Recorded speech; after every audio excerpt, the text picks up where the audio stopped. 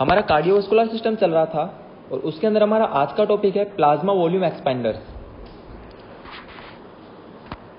तो topic start करने से पहले मैं आपको कुछ जनरल पॉइंट्स बताना चाहूँगा, ठीक है। तो आपने ब्लड के कंपोनेंट्स के बारे में सुना होगा, RBC, WBC, plasma and platelet. तो प्लाज्मा अकेला अप्रोक्स 50 to 55% कंपोजिशन अपनी रखता है, ठीक है। तो अपन अब क्या करेंगे, इसके अंदर सॉल्यूशंस का यूज करके प्लाज्मा का जो वॉल्यूम है उसको मेंटेन रखने की कोशिश करेंगे, ठीक है। तो आज का हमारा topic plasma volume expander start करता है। तो प्लाज्मा वॉल्यूम एक्सपेंडर्स टेम्परेरी मेंटेन के लिए यूज लेते हैं, ठीक है। और कब यूज लेते हैं, इमरजेंसी सिचुएशंस में यूज लेते हैं, फर्स्ट पॉइंट, ठीक है। ये वो ड्रग्स, वो एजेंट्स होते हैं जो कि प्लाज्मा वॉल्यूम को एक्सपेंड करेंगे, यानी कि बढ़ाएंगे। कैसे बढ़ाएंगे साहब, जो अपनी ब्लड वेसल्स होती है उसके अंदर ये फ्लूइड को रिटेन कर देते हैं, फ्लूइड को रिटेन करते हैं। कैसे रिटेन करते हैं, बाय एक्सर्टिंग ऑस्मोटिक प्रेशर, ठीक है। तो ये प्लाज्मा वॉल्यूम को बढ़ाते हैं फ्लूइड को रिटेन करके वेसल्स के अंदर, वस्कुलर कंपार्टमेंट के अंदर, through the exerting osmotic pressure. यहां तक बात समझ में आई। अब बात करते हैं ideal properties of the plasma volume expander, मतलब कि प्लाज्मा वॉल्यूम एक्सपेंडर्स की क्या क्या प्रॉपर्टीज होनी चाहिए। तो जैसा कि मैंने आपको डेफिनेशन में बताया था कि ये वेस्कुलर कंपार्टमेंट के अंदर फ्लूइड को रिटेन करता है थ्रू दी ऑस्मोटिक प्रेशर। तो इसकी आइडियल प्रॉपर्टी में फर्स्ट पॉइंट आएगा कि साहब ये रिटेन रहना चाहिए वेस्कुलर कंपार्टमेंट के अंदर, ठीक है। नॉन एंटीजेनिक होना चाहिए, यानी कि कोई भी एंटीजन एंटीबॉडी रिएक्शन शो करके कोई भी रिएक्शन नहीं करनी चाहिए। नॉन पायोजेनिक, यानी कि फीवर प्रोड्यूसिंग एजेंट नहीं होना चाहिए। फार्माकोलॉजिकल इनर्ट, यानी कि ये एक तरह से साइकोलॉजिकल सपोर्ट प्रोवाइड करेगा पेशेंट के अंदर, एज वेल एज कोई भी फार्माकोलॉजिकल रिएक्शन शो नहीं करेगा। एक्सर्ट ऑस्मोटिक प्रेशर, ठीक है, क्योंकि ये रिटेन रह रहा है वस्कुलर कंपार्टमेंट में। तो मैंने आपको बोला था किसके थ्रू ये रिटेन रहेगा fluid, by exerting osmotic pressure. तो ये ऑस्मोटिक प्रेशर भी एक्सर्ट करना चाहिए। समझ में आया यहाँ तक। अब बात करते हैं ड्रग एंड क्लासिफिकेशन की। तो ड्रग एंड क्लासिफिकेशन की अगर मैं बात करूं तो मैंने इसको दो में डिवाइड किया है। First one is the natural and second one is artificial.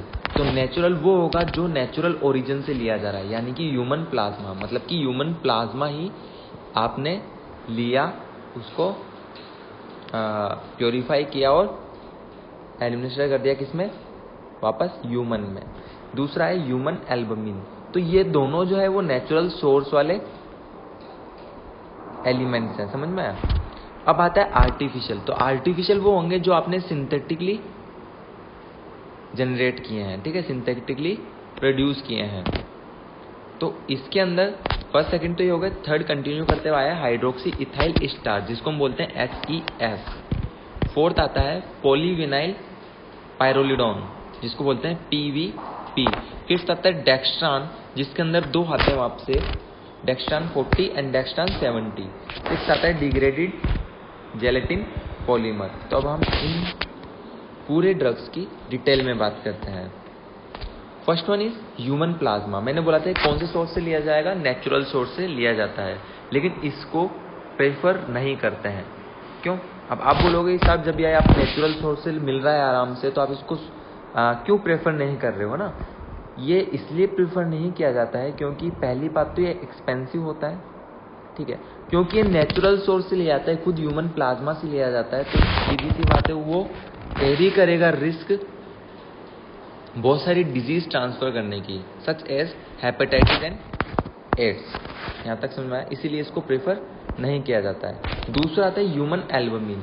तो ह्यूमन एल्बुमिन भी क्या है, नेचुरल सोर्स से लिया जाता है, बेस्ट ऑप्शन अपन इसको मानते हैं, लेकिन क्योंकि ये एक्सपेंसिव है और कैरी करता है रिस्क, ठीक है, कैरी करता है बहुत सी रिस्क, इसी वजह से इसको भी तभी प्रेफर करेंगे जहाँ पे बहुत ज़्यादा नेसेसरी होगा। अब बहुत सारी नेसेसरी चीज कौन सी आती है सुनना। एक तो लीवर फेलियर वाली कंडीशन आ गई, एक्यूट हाइपोप्रोटीनेमिया वाली कंडीशन आ गई, या फिर डायलिसिस पेशेंट की चल रही है और उस टाइम एल्बुमिन की रिक्वायरमेंट है, पेशेंट के अंदर एल्बुमिन की कमी आ चुकी है, तो हम एडमिनिस्टर करेंगे ह्यूमन एल्बुमिन। ठीक है, ह्यूमन एल्बुमिन नेचुरली डिराइव्ड होता है। ठीक है, नेचुरली सोर्स से लिया जाता है। ठीक है, अब जो मैंने कंडीशन आपको बताई, लीवर फेलियर, एक्यूट हाइपोप्रोटीनेमिया और डायलिसिस, ये सब वो कंडीशन है जिसके अंदर बॉडी के अंदर एल्बुमिन की कमी हो सकती है। एल्बुमिन के बारे में सुनना, दो तरह के प्रोटीन मेनली बॉडी के अंदर होते हैं, ग्लोबुलिन एंड एल्बुमिन। ठीक है, तो अभी हम एल्बुमिन की बात कर रहे हैं। ठीक है, तो एल्बुमिन के बारे में सुनना, ये बॉडी के अंदर एक ऑनकोटिक प्रेशर मेंटेन करने का काम करता है, जिसकी वजह से अगर इसकी कमी हो जाएगी बॉडी के अंदर, तो बॉडी के अंदर आपको देखने का मिलेगा एडिमा। ठीक है, और वाटर रिटेन रह जाएगा। क्या हो जाएगा? वाटर रिटेन रह जाएगा। अब जो मैंने यहाँ पे आपको कंडीशन बताई है, एक्यूट हाइपोप्रोटीनेमिया। ठीक है, तो हाइपो मतलब कम हो रहा है प्रोटीन, इनेमिया मतलब ब्लड स्ट्रीम के अंदर। ठीक है, ब्लड स्ट्रीम के अंदर प्रोटीन की कमी हो रही है। ठीक है, और मैंने क्या बोला था, एल्बुमिन क्या है? एक तरह का प्रोटीन है। तो इस कंडीशन में अपन इसको एडमिनिस्टर करेंगे। लीवर अगर फेल हो जाएगी तो ये जो एल्बुमिन और ग्लोबुलिन जो है वो सिंथेसिस नहीं हो पाएंगे अच्छे से, इस वजह से भी अपन एल्बुमिन एडमिनिस्टर करेंगे। डायलिसिस साहब कि आप डायलिसिस कब करोगे पेशेंट की? जब आप मतलब कि patient waste product excrete out नहीं कर पा रहा है थ्रू दी यूरिन, तो वो वेस्ट प्रोडक्ट कहाँ पे जमा हो जाएंगे? बॉडी के अंदर, है ना। तो उसका आप ब्लड का प्यूरिफिकेशन करके आप उसको एक्सट्रैक्ट आउट करते हो। समझ में आया? लेकिन वो कंडीशन जिसके अंदर वेस्ट प्रोडक्ट का एक्सक्रीशन नहीं हो पा रहा पेशेंट की बॉडी में, ठीक है, तो बॉडी के अंदर आपको फ्लूइड एक्यूमुलेशन देखने को मिलेगा। ठीक है, और जब आप एल्बुमिन एडमिनिस्टर कर दोगे तो bye maintaining osmotic pressure of the body, जो फ्लूइड रिटेन हो रहा था बॉडी के अंदर वो मेंटेन हो जाएगा। तो मैंने आपको तीनों कंडीशन में क्यों यूज लेंगे एल्बुमिन का, वो मैं आपको बता चुका हूं। नोट करने वाली बात अब ये आती है इसके अंदर कि ह्यूमन एल्बुमिन जो होता है वो 20% कंसंट्रेशन में होता है और 100 ml में अपने को मिलता है। ठीक है, अब इसका जो 100 ml है, यानी कि 20% एल्बुमिन जो होता है वो इक्वल होता है 400 ml of the plasma and 800 ml of the blood in term of retain fluid in the vascular compartment. सुनना मेरी बात, आप 800 ml ब्लड ले लो। ठीक है, 800 ml ब्लड ले लो। ठीक है, तो उसके अंदर 2.5% यानी कि 20 ml एल्बुमिन निकलेगा। ठीक है, अब आपने 800 ml में से ब्लड सेल्स निकाल दो, यानी कि आरबीसी डब्ल्यूबीसी आपने निकाल दी, तो क्या बचा? ओनली प्लाज्मा बचा। तो आपके पास 400 ml प्लाज्मा बचेगा। ठीक है, जो कि 5% कंसंट्रेशन रखता है और ये भी 20 ml एल्बुमिन के बराबर होगा। समझ में आया? और अगर आप 300 ml फ्लूइड निकाल देते हो तो 100 ml सॉल्यूशन जो है, यानी कि 20% एल्बुमिन जो है वो 20 ml एल्बुमिन आपके सामने, 100 ml एल्बुमिन आपके सामने है। तो इसका मतलब मैंने समझाने की कोशिश यही की है, उस पूरी डिटेल के ऊपर ना जाओ। एक सिंपल बात याद रखना, 100 ml जो अपने पास 20% एल्बुमिन है वो इक्वल होगा 400 ml of the plasma and 800 ml of the blood in terms of retain fluid in the vascular compartment. Vascular compartment में वो फ्लूइड को कितना रिटेन रख पाता है, इस बेसिस के ऊपर 100 ml जो 20% अपना एल्बुमिन था वो इक्वल होगा 400 ml of the plasma and 800 ml of the blood. Third drug आती है अपनी हाइड्रोक्सी इथाइल स्टार्च। ये आर्टिफिशियल है और 6% सॉल्यूशन में अवेलेबल होती है 100 ml में और 500 ml में, यानी कि 6% का इसका सॉल्यूशन होता है और अवेलेबल होगा 100 ml में भी और 500 ml में भी। मैंने आपको बोला था आर्टिफिशियल है तो ये सिंथेटिक होगी, यानी कि इसको आप सिंथेटिकली प्रोड्यूस कर सकते हो। अब इसको आपने सिंथेटिकली प्रोड्यूस किया है, नेचुरल सोर्स से नहीं लिया है, इसी वजह से ये स्टेरिलाइज्ड होगी और कोई भी सोर्स इसमें इंक्लूड नहीं होगा, जिसकी वजह से ये कोई भी डिजीज स्प्रेड आउट या ट्रांसमिट कर सके, जैसे कि HIV और एड्स की मैंने पहले आपको बात बताई थी। इसी वजह से, क्योंकि ये स्टेरिलाइज्ड भी है और कोई सोर्स प्रॉब्लम इसकी नहीं है, इसी वजह से ये मोस्ट प्रेफर्ड होती है करेंटली। इन करंट सिचुएशन ये सबसे ज़्यादा यूज ले जाने वाली प्लाज्मा वॉल्यूम एक्सपांडर है। कितने % सोल्यूशन में होता है? 6% सोल्यूशन में अवेलेबल है, चाहे आप 500 ml में ले लो या 100 ml में ले लो। फोर्थ ड्रग आती है पॉलीविनाइल पायरोलिडोन, जिसको हम शॉर्ट में बोलते हैं PVP। ये 3.5% सोल्यूशन में अवेलेबल रहती है और 540 ml में आपको मिलेगी। इसको करेंटली प्रीफर नहीं किया जाता है, क्यों? क्योंकि ये जो पॉलीविनाइल पायरोलिडोन है ये इंटरफेयर करता है ब्लड ग्रुपिंग और क्रॉस मैचिंग के साथ में। देखो, ब्लड ग्रुपिंग तो आपको पता है ABORH जो होता है, मतलब A+ ग्रुप, B ग्रुप और O ग्रुप, ठीक है, AB ग्रुप। तो ये जो ब्लड ग्रुपिंग होती है उसके अंदर ये इंटरफेयर करता है, plus cross matching. Cross matching बोलूँ तो जब भी आप ब्लड बैंक से लेने जाते हैं, ठीक है, तो वो आपको डायरेक्टली नहीं दिया जाता है। उसका पहले क्या होता है कि साहब जिस पेशेंट के चढ़ना है उस पेशेंट के सैंपल से जो ब्लड चढ़ाया जाएगा उस ब्लड को क्रॉस मैच किया जाता है कि साहब को रिएक्शन तो शो नहीं हो रही है, उसके बाद आपको दिया जाता है। तो ये क्रॉस मैचिंग में भी इंटरफेयर करता है। हिस्टामिन रिलीज करता है। हिस्टामिन क्या है? इन्फ्लामेटरी मीडिएटर है, जो कि वैसो कॉन्स्ट्रिक्शन का काम करता है,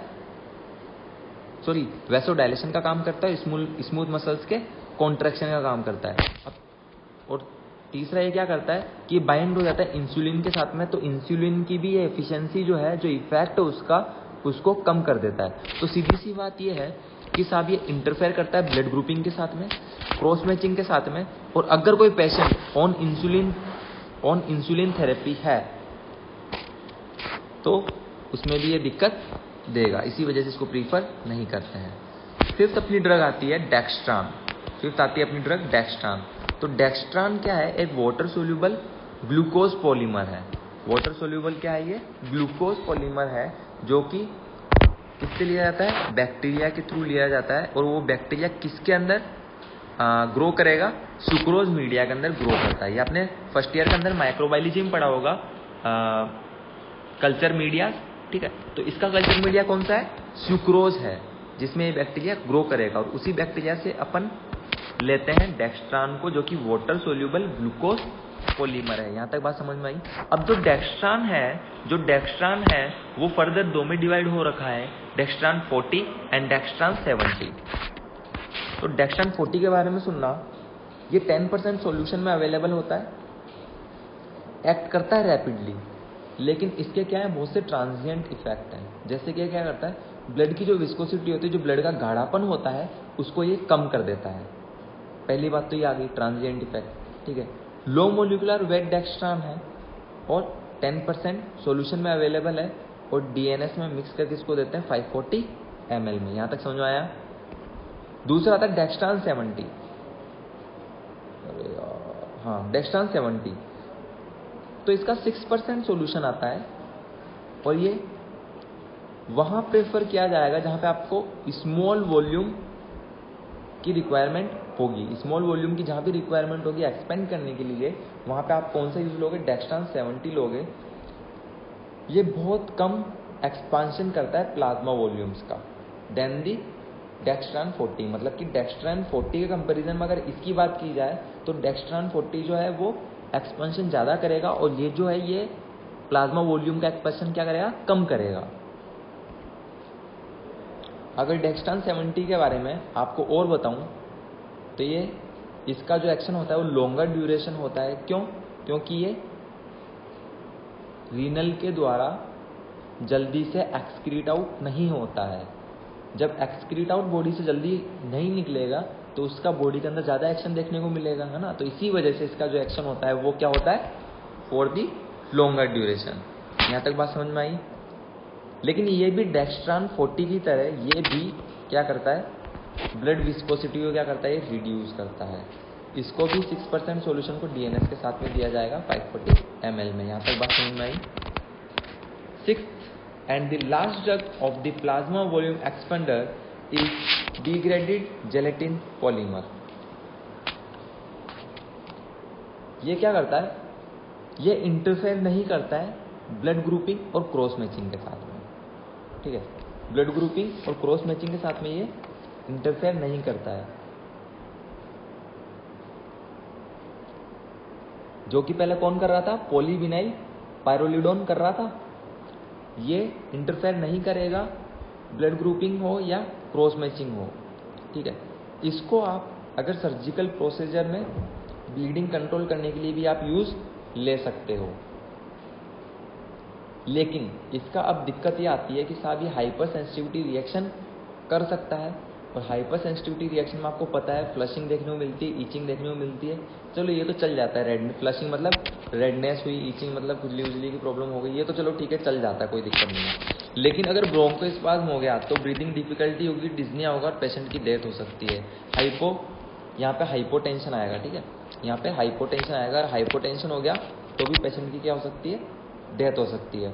3.5% सॉल्यूशन में अवेलेबल है और 500 ml में इसको देंगे। यूजेस की बात करें तो सुनना, ये ऑन्कोटिक प्रेशर मेंटेन करने के लिए काम लिया जाता है जब भी हाइपोवोलेमिक स्टेट वाली कंडीशन होगी, यानी कि बर्न वाला पेशेंट हुआ तो उसके अंदर आप यूज ले सकते हो। लेकिन जैसे ही बर्न का पेशेंट मान लो अचानक से आया, इमरजेंसी एक्यूट कंडीशन में अपने पास आया, तो उस कंडीशन में आप यूज नहीं लेंगे, इसको इमीडिएटली यूज नहीं लेंगे। इसको आप कब यूज लेंगे, बाद में यूज लेंगे, थोड़ा टाइम बाद में यूज लेंगे, ठीक है। हेमरेज की सिचुएशन है तो आप यूज में ले सकते हैं, लेकिन इसमें भी इनिशियली नहीं लेना है। सर्जिकल प्रोसीजर हुआ तो हीमोस्टेटिक, एज ए हीमोस्टेटिक आप यूज में ले सकते हो। सीवियर ट्रॉमा हुआ, ब्लीडिंग लॉस हुआ, उसकी वजह से कमी आ गई, आप प्लाज्मा वॉल्यूम को एक्सपेंड करके काम में ले सकते हो।